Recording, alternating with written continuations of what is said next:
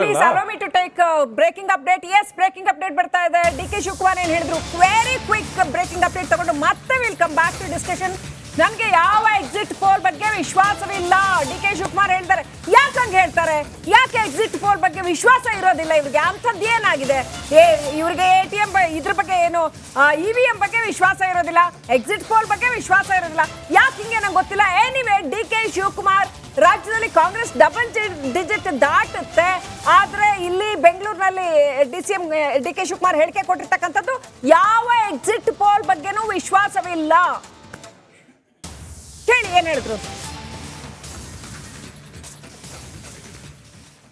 ಮೊದಲೇ ಹೇಳಿದ್ದೀನಿ, ನನಗೆ ಯಾವ ಎಕ್ಸಿಟ್ ಪೋಲ್ ಬಗ್ಗೆನೂ ನಂಬಿಕೆ ಇಲ್ಲ ಅಂತ ಹೇಳಿದ್ದೀನಿ. ಇವತ್ತು ಹೇಳ್ತೀನಿ. ನನಗೀಗ ಯಾರು ಫೋನ್ ಮಾಡಿದ್ರು, 2, 3, 4 ತೋರಿಸ್ತಾವ್ರೆ ಕರ್ನಾಟಕದಲ್ಲಿ ಅಂತ. ಡಬಲ್ ಡಿಜಿಟ್ ಮೇಲೆ ಹೋಗ್ತದೆ, ಅದು ನೋಡಿ ನೀವು ನೋಡ್ರಪ್ಪ ನೀವೇನೆ. ನನಗೆ ಈ ಎಕ್ಸಿಟ್ ಪೋಲ್ ಬಗ್ಗೆ ನಂಬಿಕೆ ಇಲ್ಲ. ನಾನು ಮೊದಲೇ ಹೇಳಿದ್ದೀನಿ, ನನಗೆ ಯಾವ ಎಕ್ಸಿಟ್ ಪೋಲ್ ಬಗ್ಗೆನೂ ನಂಬಿಕೆ ಇಲ್ಲ ಅಂತ ಹೇಳಿದ್ದೀನಿ. ಇವತ್ತು ಹೇಳ್ತೀನಿ. ನನಗೀಗ ಯಾರು ಫೋನ್ ಮಾಡಿದ್ರು, 2, 3, 4 ತೋರಿಸ್ತಾವ್ರೆ ಕರ್ನಾಟಕದಲ್ಲಿ ಅಂತ. ಡಬಲ್ ಡಿಜಿಟ್ ಮೇಲೆ ಹೋಗ್ತದೆ, ಅದು ನೋಡಿ ನೀವು ನೋಡ್ರಪ್ಪ ನೀವೇನೆ. ನನಗೆ ಈ ಎಕ್ಸಿಟ್ ಪೋಲ್ ಬಗ್ಗೆ ನಂಬಿಕೆ ಇಲ್ಲ. ಸಮಯವಿಲ್ಲ ಸರ್. ಮುಂದೆ ಆವಾಗಲೇ ಮಾತಾಡ್ತಿದ್ದ ಮುಂದುವರ್ಸೋಣ. ಅದಕ್ಕಿಂತ ಮುಂಚೆ ಸರ್, DCM ಇವರು, ಒಂದು ರಾಜ್ಯದ DCM, ನನಗೆ ಯಾವ ಎಕ್ಸಿಟ್ ಪೋಲ್ ಬಗ್ಗೆನೂ ನಂಬಿಕೆ ಇಲ್ಲ. ಯಾಕೆ ಯಾರ ಬಗ್ಗೆನೂ ಯಾಕೆ ನಂಬಿಕೆ ಇಲ್ಲ ಅವ್ರಿಗೆ? ಇಲ್ಲ, ಎಕ್ಸಿಟ್ ಪೋಲ್ ಬಗ್ಗೆ ಇಲ್ಲ. ಎಕ್ಸಿಟ್ ಪೋಲ್ ಬಗ್ಗೆ ಆ ಒಪಿನಿಯನ್ ಅವ್ರು ಹೇಳ್ಬಹುದು. ಎಕ್ಸಿಟ್ ಪೋಲ್ ಬಗ್ಗೆ ನಂಬಿಕೆ ಇಲ್ಲ. ಇಲ್ಲ, ಎಕ್ಸಿಟ್ ಪೋಲ್ ಬಗ್ಗೆ ಆ ಒಪಿನಿಯನ್ ಇರ್ಬೋದು. ಈಗ ಅವರಿಗೆ ಫೇವರಬಲ್ ನಂಬರ್ಸ್ ಇಲ್ದಲೇ ಇರೋದ್ರಿಂದ ಒಬ್ಬ ರಾಜಕಾರಣಿ ರಿಯಾಕ್ಟ್ ಮಾಡುವಂತ ರೀತಿ ಅದು. ಆದ್ರೆ ಎಕ್ಸಿಟ್ ಪೋಲಿಗೆ ನನಗೆ ನಂಬಿಕೆ ಇಲ್ಲ ಅಂತ ಎನಿಬಡಿ. ನಡಿ ಈಗ ಶುರು ಮಾಡೋಣ.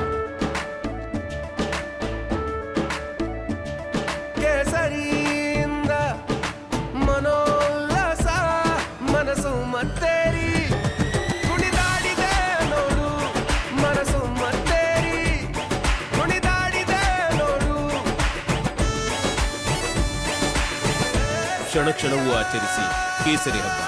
ವಿಮಲ್ ಬಾಯಲ್ಲಿ ಹೇಳಿ ಕೇಸರಿ. ಅದನ್ನ ಯಾರು ಬೇಕಾದ್ರೆ ಹೇಳ್ಬೋದು. ಯಾಕೆಂದ್ರೆ ಎಕ್ಸಿಟ್ ಪೋಲಿಗೆ ಅದರದೇ ಆದ ಲಿಮಿಟೇಷನ್ಸ್ ಇರುತ್ತೆ. ಪ್ರಕಾಶ್ ಅವರೇ, ನಿಮ್ ಪರವಾಗಿ ಬಂದ್ರೆ ನಂಬಿಕೆ ಇದೆ ಅಂತೀರಿ, ನಿಮ್ ಪರವಾಗಿ ಬರ್ಲಿಲ್ಲ ಅಂದ್ರೆ ನಂಬಿಕೆ ಇಲ್ಲ ಅಂತೀರಾ? ಈಗ ಕಳೆದ ಅಸೆಂಬ್ಲಿ ಚುನಾವಣೆಯಲ್ಲೂ ಎಕ್ಸಿಟ್ ಪೋಲ್ಗಳು ಬಂದಿತ್ತು. ನಾವು ಅದನ್ನ ಒಪ್ಕೊಂಡ್ವಿ, ಸೋತ್ವಲ್ಲ ನಾವೇ ನಮ್ಮ ಪರವಾಗಿ ಏನು ಅದೇನ ಬಂದಿರ್ಲಿಲ್ವಲ್ಲ.